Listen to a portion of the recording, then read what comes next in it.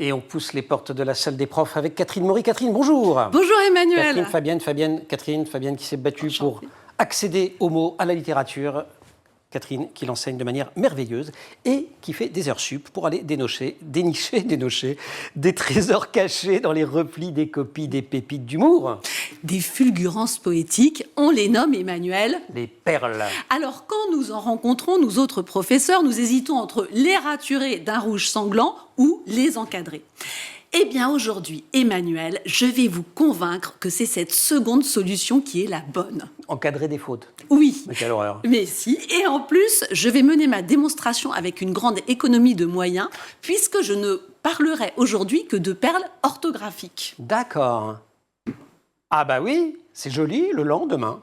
Voilà. Alors, c'est de la poésie quasiment. Complètement. Voilà. On est vendredi. Ouais. Emmanuel, vous trépignez d'impatience parce que demain, vous devez rejoindre vos amis pour l'événement de l'année, la fête du hareng salé. À Dieppe. Eh bien, les élèves ont trouvé une orthographe intéressante, pertinente pour traduire ce moment. Voilà. Autre situation, Emmanuel. Vous marchez sur un sol désertique. La terre se craquelle, se fissure autour de vous. Ah bah oui, c'est une terre aride. C'est une terre aride. C'est très visuel en même temps ce que font vos élèves. Complètement. Autre exemple. Ah bah oui, le lendemain et prendre son courage à demain. Voilà. Pas mal. Donc on n'arrive pas à faire quelque chose, on le remet au lendemain, autrement dit on procrastine. Voilà encore une orthographe tout à fait pertinente. Vous en avez d'autres ? Le bouc émissaire, non mais alors. Vous connaissez l'origine de l'expression ? Le bouc émissaire. Mais je crois que vous nous l'aviez raconté une fois, non ? C'est biblique, non ? Alors c'est complètement biblique. Donc ça vient d'un rituel très étrange. C'était le grand prêtre qui chargeait un bouc de tous les péchés de la population et qui l'envoyait paître dans le désert. D'où l'expression émissaire qui signifie l'envoyer. Alors pour le bouc qui n'a rien fait et qui paye pour tout le monde. Oui, ce pauvre bouc. C'est la misère. Ah voilà, il a tout compris cet enfant. Et ben voilà, encore une fois, les élèves font preuve d'une justesse éblouissante. Découvrir le poteau rose. Oui, bah en même temps, parfois il y a des poteaux... D'ailleurs, c'est quoi le poteau rose en vrai ? Alors voilà, donc ça c'est une expression... On ne sait pas trop, c'est très vague. Bah il y aurait une connotation sexuelle. Enfin, toujours est-il que c'est une expression qui n'est pas du tout intuitive. Parce que des pots, donc c'est une expression qui signifie qu'on va chercher un... On va l'enlever parce que tout le monde va l'écrire comme ça après. Ça ne s'écrit pas comme ça, on vous le rappelle, c'est poteau rose. Oui, voilà, le pot de fleurs avec des roses dedans. C'est vrai, mais c'est beaucoup moins bien justement. Parce que donc, c'est une expression qui signifie qu'on découvre un secret. Et oui, c'est ça. Or, eh bien, des pots remplis de roses, des pots de fleurs remplis de roses, on en trouve partout. Tandis que, j'y reviens, des poteaux roses, il y a des poteaux marrons, il y a des poteaux gris, mais des poteaux roses, c'est quand même beaucoup plus rare. C'est une réalité cachée. En somme, les élèves sont des poètes qui s'ignorent, mais que vous repérez. Mais oui, mais non seulement des poètes, mais également des innovateurs audacieux qui n'hésitent pas à réécrire les titres des grands classiques de la littérature. Sous leurs plumes alertes, Rodrigue et Chimène sèment dans Le Kid de Corneille.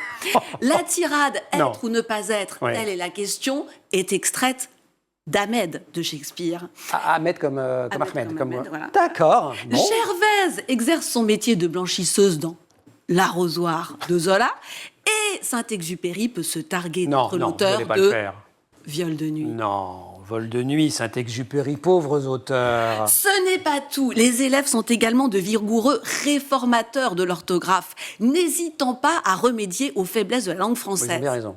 Alors, par exemple, Emmanuel, est-ce que vous pouvez me conjuguer le verbe frire au présent ? Frire. Frire. Comme le hareng. Voilà. Je frie, tu fries, il frie.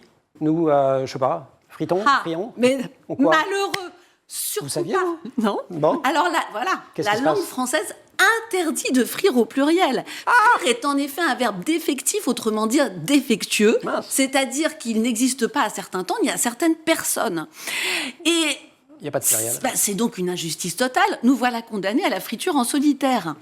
Heureusement, les élèves sont là. Filles du Becherel, filles de l'académie, fritons donc. Non, ils vous ont fait ça. Fritez avec votre conjoint et que tous les Français fritent ensemble. Comme vous y allez. Emmanuel, comment se conjugue le verbe clore au présent ? Je clôt. Au futur ? Je clorai. À l'imparfait ? Je termine. Ça ne sait pas non plus. Oui, vous m'avez une fois, pas deux quand même. Donc, clore est aussi un verbe défectif. Il n'existe ni à l'imparfait ni au passé simple. Et là encore, les élèves sont là, qui s'exclament avec hardiesse « Nous closions ou nos clumes ». Et avec eux, je m'écris Clotons cette chronique, merci beaucoup. Et clotons aussi cette émission. Mais clotons-la en ouvrissant le livre de Fabienne Bichet, Moi, Fabienne B, Mauvaise fille. C'est méchant de faire ça parce que c'est un livre qui justement attache une importance remarquable aux mots, au style, à l'écriture, à la langue, au rythme, à la respiration. Lisez-le, Fabienne, merci de nous avoir rendu visite dans la quotidienne. Catherine, merci beaucoup. Merci aussi à toute l'équipe de l'émission. Laure Rodemont au maquillage, Marine Plantec à la préparation de l'émission qui est en régie aujourd'hui avec au son Saïd Mamou et Romain Luc à la réalisation. Vous restez sur School TV et nous clotons cette émission.